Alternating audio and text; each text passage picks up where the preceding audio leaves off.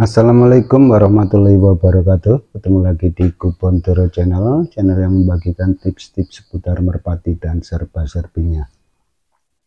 Ini adalah bagian kedua dari jawaban saya terhadap pertanyaan atau permintaan dari Mas Ambon Jaya yang meminta atau meminta saya untuk sharing cara saya melatih merpati kolongan yang setengah jadi, yang setengah jalan. Yang pertama yang dari nol, yang sekarang yang setengah jalan. Gimana pelatihan waktu hari Kamis dan Jumat? Ini saya anggap merpatinya Mas Ambon Jaya dan juga teman-teman yang saat ini sedang melatih. Yang dimaksud merpati bahan setengah jalan itu saya anggap sudah habis rampas ya, rampasan pertama.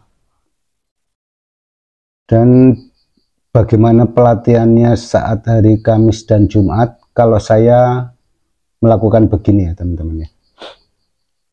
Jadi biasanya merpati saya itu giringnya, mulai giring itu hari Rabu itu sudah mulai temil-temil. Artinya dia sudah mulai, kalau di rumah, kalau saya umbar itu sudah mulai ngikutin ya. Kalau ada burung lain yang bekur terhadap itu betinanya, dia biasanya narung ke jantannya. Itu biasanya itu baru angkat giring.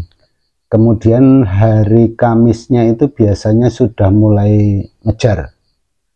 Kemudian saat kita sanggankan begini, kita kelepekkan begini, biasanya dia sudah mulai mau naik, walaupun kadang-kadang dia masih suka kesana kemari, tapi dia kalau ditarik atau diklepek begitu, kadang mau kadang enggak. Nanti kalau dibekurkan ke cowokan lain itu biasanya dia akan giring. Jadi giringnya sudah mulai bagus. Belum giring keket tapi itu ya. Itu biasanya saya bawa ke lapak, latihannya itu pada saat itu pertama kali datang di hari Kamis itu saya lop-lop dekat saja. Itu biasanya di depan lapak itu ya. Nanti sampai saya lepaskan sampai 10 atau 15 meter atau 20 meter saya lepaskan supaya fokus betina lagi. Nah itu di hari Jumatnya itu, hari Kamisnya, kalau dia semakin bagus giringnya, biasanya burung itu kalau badannya mulai panas, mulai dia tambah semangat untuk giring. Biasanya itu akan tambah giring. Nah itu biasanya saya lepaskan sampai satu bendera. Satu bendera itu biasanya berapa meter itu ya? Bendera satu itu mungkin sekitar 100 atau 200 meter ya. Ya taruhlah 200 meter ya. Ada enggak itu ya? Bisa 100 atau 200 meter lah. Itu paling 2 kali kalau saya.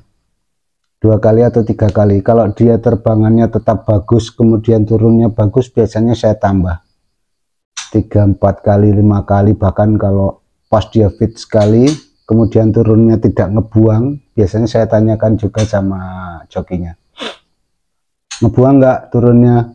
Oh enggak, tepat betina, tepat, oke. Saya terus di situ dulu. Itu tujuannya karena dia baru terbang kan, mungkin otot-ototnya belum terbuka kembali ya, belum lemes lah istilahnya.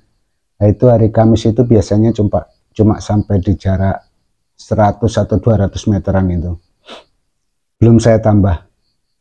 Nah di hari Jumatnya, nah itu biasanya saya tambah sambil saya gandengin supaya kalau dia belum tinggi terbangnya, belum naik, itu supaya dia latihan naik tinggi, ngikutin sama gandengannya.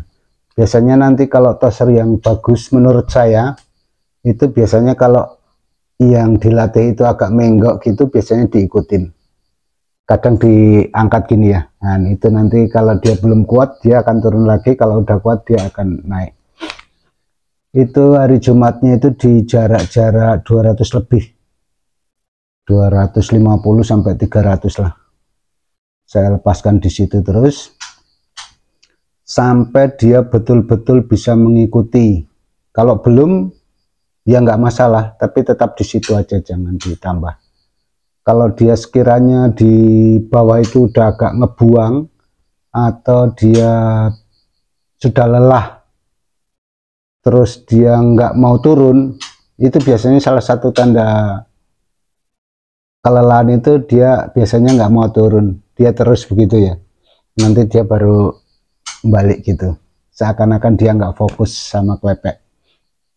Itu biasanya saya berhenti. Atau ngetesnya juga kadang-kadang dilihat terbangannya. Kalau biasanya dia lewat jalur itu kemudian dia agak melenceng, nah itu udah mulai lelah. Kalau melencengnya makin jauh itu berarti sudah lelah, biasanya saya berhentikan. Jangan sampai merpati kita itu terbiasa nemplok kalau lelah. Jadi sudah ketara, sudah kelihatan itu tanda-tanda kelelahannya, langsung saya berhentikan. Jadi tidak saya terbangkan lagi. Itu ya Mas Ambon Jaya, jangan jauh-jauh. 300 lah paling jauh atau 400 meter itu sudah terjauh. Itu kalau untuk merpati setengah bahan, kalau saya setengah jalan maksudnya. Jadi setengah jalan itu saya anggap sudah selesai rampas atau rampas 1, kemudian terbangan sudah sampai di jarak 300 sampai 400 meter, itu saya anggap setengah jalan. Itu biasanya juga kalau burung yang sisi kencang juga belum mau tinggi itu, masih lari. Jadi kalau saya ya sudah di situ saja sampai betul-betul dia nanti sudah mulai naik. Akan kentara ya kalau sudah isi tenaga, kemudian terbangannya biasanya yang biasanya cuma segini ya, itu dia akan agak naik. Nah, kalau joki pelepas akan tahu itu ya. Ini karena saya sambil belajar, jadi saya pertahankan dulu sebagai joki lepas. Jadi saya lihat terus. Nanti kalau dia sudah mulai naik gitu, berarti sudah ngisi tenaga, dia sudah berani nampak angin ya, angin dari sini, kemudian dia sudah mulai nampak, istilahnya nampak apa ya, menghadang angin, dia akan naik. Kalau dia belum ada tenaganya, walaupun cc-nya besar, dia akan cenderung lari supaya menghindari angin gitu maksudnya. Nah itu nanti kalau sudah begitu sebaiknya digandeng juga, gandeng pakai toser yang angkat tinggi supaya dia naik. Nah itu sampai di kolongan jangan dipaksakan ngolongnya. Kalau saya belum saya minta kepada jokinya untuk dikolongkan, diamkan saja. Maksudnya bukan didiamkan saja, ditarik, maksudnya ditarik supaya jangan ngolong. Terus gitu. Nanti kalau di giringan berikutnya, waktu terakhir kita lepaskan itu biasanya hari Minggu atau Senin kalau belum bertelur. Itu dia tenaganya udah bagus, sudah gampang tinggi. Nah nanti itu kemudian ditambah lagi. Nanti mengolongkannya itu biasanya saya di jarak 450 lah sampai 500. Jadi pas di jarak pertengahan antara start sampai lapak ya. Jadi di tengah-tengah itu biasanya saya lihat juga ya, apakah dia sudah ada tenaganya. Biasanya saya tanyakan kalau sudah 3-4 kali lepasan itu dia berkurang enggak tenaganya, kelihatan enggak kalau tenaganya berkurang. Kalau berkurang biasanya saya belum minta joki saya untuk berusaha mengolongkan, jadi tetap saya suruh tarik, tapi tetap digandeng. Nanti dia otomatis kalau tenaganya memang sudah betul-betul full, itu kelihatan sekali dalam gandengan itu dia sudah selalu nempel ya, nempel, atau walaupun dia nggak bisa gandeng, akan ketinggiannya akan sama. Kalau dia sampai tinggi sekali, sudah sama tinggi dengan tosernya, kemudian sudah sampai gandeng begini, itu nanti saatnya melatih dia masuk kolong. Nanti tahap selanjutnya kita usahakan ya sesekali di engkel, misalnya 2 kali gandeng 1 kali engkel, gimana dia bisa masuk kolong terus? Enggak, kalau enggak ya digandeng lagi 2 kali lagi, kemudian 1 kali di engkel lagi. Itu begitu cara saya waktu melatih Megan saya itu. Nanti kalau sudah memang betul-betul tenaganya sudah bagus, nah itu baru dimundurkan lagi sampai di full star ya. Itu biasanya dari 500 ke 500 600 langsung star begitu kalau saya. Karena saya pikir di sawah ini kelihatan gitu loh. Artinya burung begitu naik kan ngelihat jalurnya. Karena sudah ada tenaga, nanti kita menyesuaikan saja berapa lepasan kemampuannya. Kalau sudah keluar jalur, nah sudah berhenti. Kalau saya gitu cuma. Jadi saya berani dari jarak 600 langsung ke 800, 800 langsung ke 900 misalnya. Atau dari 600 naik 100 dulu baru langsung full star. Itu kan burung tetap akan lihat jalur terbangan dia. Kemudian lihat saja kalau dia sudah mulai keluar jalur, biasanya dia udah lelah. Atau waktu menggandeng begitu dia kemudian kayak mau muter gitu, biasanya dia juga mulai agak lelah. Nanti lepasan berikutnya masih mau gandeng lurus enggak? Kalau enggak mau gandeng lurus, dia keluar jalur, itu biasanya betul-betul lelah. Kalau enggak, mungkin waktu lepasan yang waktu dia mau belok gitu, dia istilahnya agak bingung atau bagaimana. Jadi tesnya waktu kedua nanti kalau dia kok gandeng, oh berarti belum lelah. Nah itu nanti bisa dilepas lagi. Begitu ya sama Sambon Jaya juga teman-teman. Kalau saya melatihnya begitu untuk setengah jalan ya, setengah jalan atau bahan setengah jadi.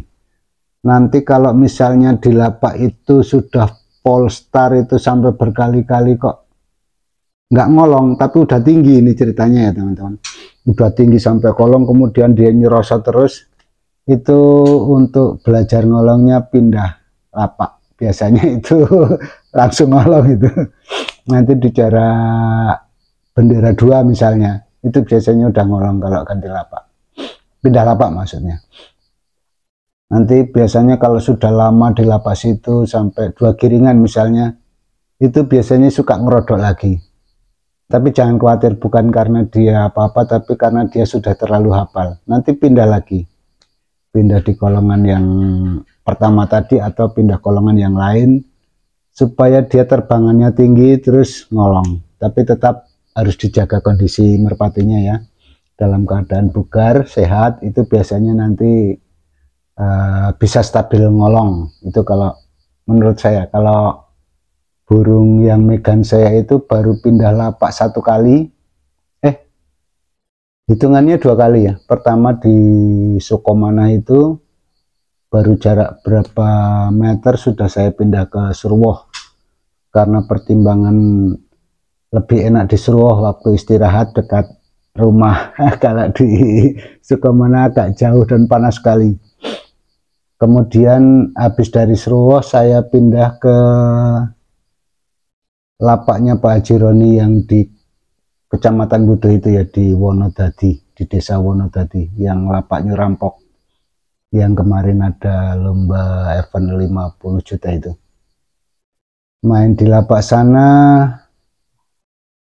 saya baru 1 kali ngelatih Megan saya itu di lapak nyerampok, kemudian bertelur. Jadi ini saya cabutan telur hari Minggu pagi, nanti saya perkirakan hari Kamis itu sudah giring.